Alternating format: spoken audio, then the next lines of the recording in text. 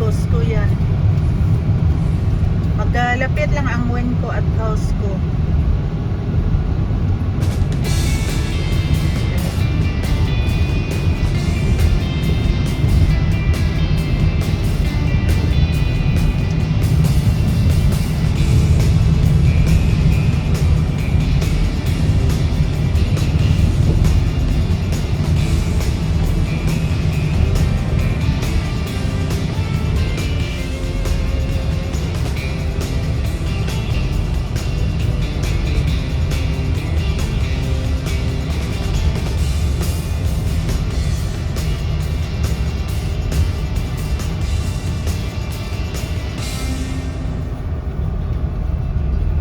So hi guys, nag-prepare ako dito sa kitchen ngayon guys ng vegetables after nag-grocery kami ni Habi kanina. So nag-prepare ako ng ano guys, vegetable ni Habi ngayon. Inaluan ko siya ng beef meat with potato at saka mga ilang minutes lang guys, haluan ko na siya ng fresh carrots at saka onion at saka konting pechay naman. So ito yung niluto ko ngayon guys after lumakad kami kanina ni Habi. So ito yung niluto ko na hapunan namin guys. Bumili kami ni Habi guys ng beef meat at saka itong nakabili ako ng potatoes at saka carrots para hindi naman nasayang yung vegetable natin guys for dinner. So after nag-grocery kami ni Habi, nagluto ako ng ano naman guys sa tuna namin. So kinat ko yung potato ng katilian lang para malaki naman. Tapos nilaga ko ng matagalan yung beef meat. So ito na yung carrots guys na prepare ko para ihalo ko dito. So ihalo ko na lang dito guys ng dahan-dahan kasi humahawak ako ng camera, nahirapan ako. So kaya idari ko na lang dito guys. Ano ko na yan guys, was lahat kanina. So bago ako nag-prepare nagluto, nag-prepare ko lahat yung mga rekado para pag magluto ako diretsahan na. So haluin muna natin guys. Ano lang to guys ha, my own version lang to, sarili ko lang to na idea guys. So basta importante fresh yung vegetable natin kasi pa iba-iba naman tayo ng ano guys yung version sa pagluluto, 'di ba, idea.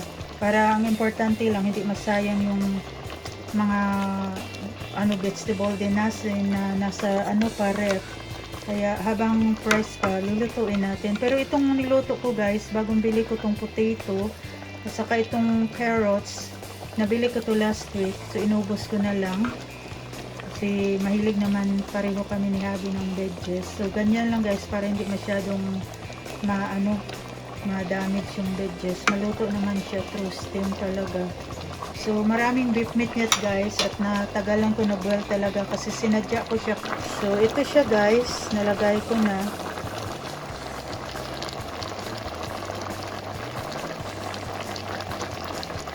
Ayan. So pinapakuluan ka guys ng mga ilang din. Minuto yung picture na nilagay ko na para hindi siya masyadong ma-overcook. So yan guys, bubuksan ko na ang lutong gulay natin with beef meat. Sariling idea ko lang to guys ha. Sana huwag nyong i-bust tong niluto ko. Kasi pa-iba-iba naman tayo ng idea sa pagluto. At saka I'm not a professional naman guys ko. Kasi sa ko lang to, my own version para hindi masayang yung gulay natin.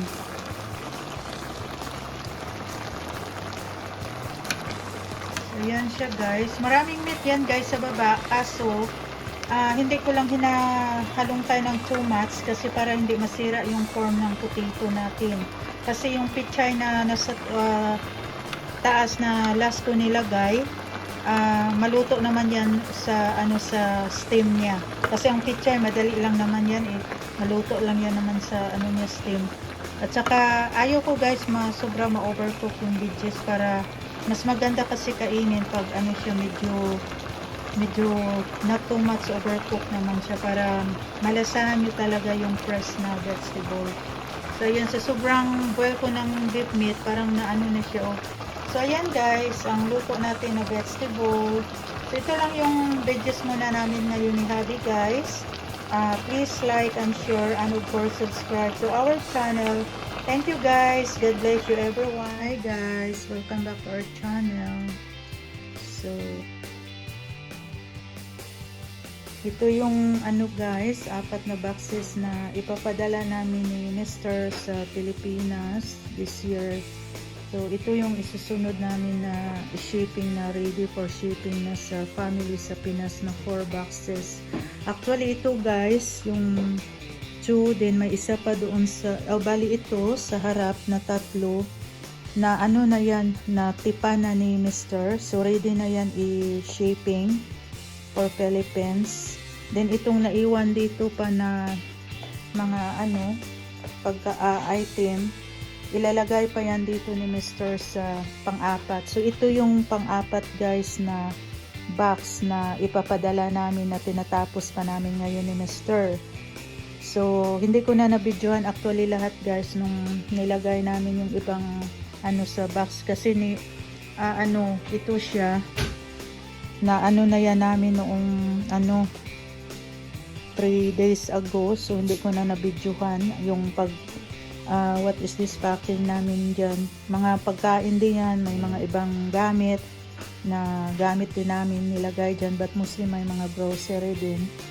So bali 4 na naman yung i-shipping namin itong month ni Mr. guys for my family in Philippines. So ito siya, yung iba hindi ko na mailagay dito guys, yung ibang gamit din na naibili ko or gamit namin ni Mr.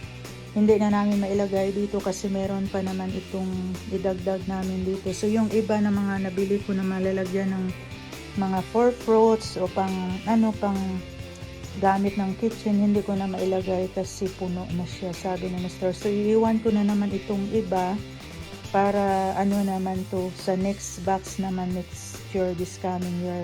So dahan-dahan lang para ma-shipping ko naman yung iba. So as long important na ma-shipping na namin itong boxes na 4 ito.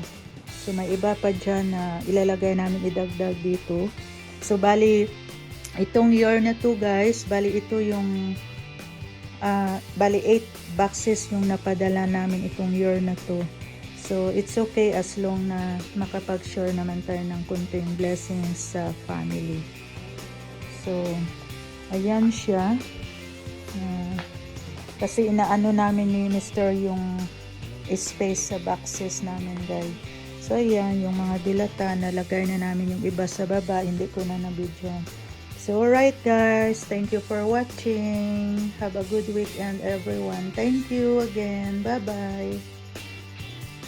Really, you get back in it. If you're packing it.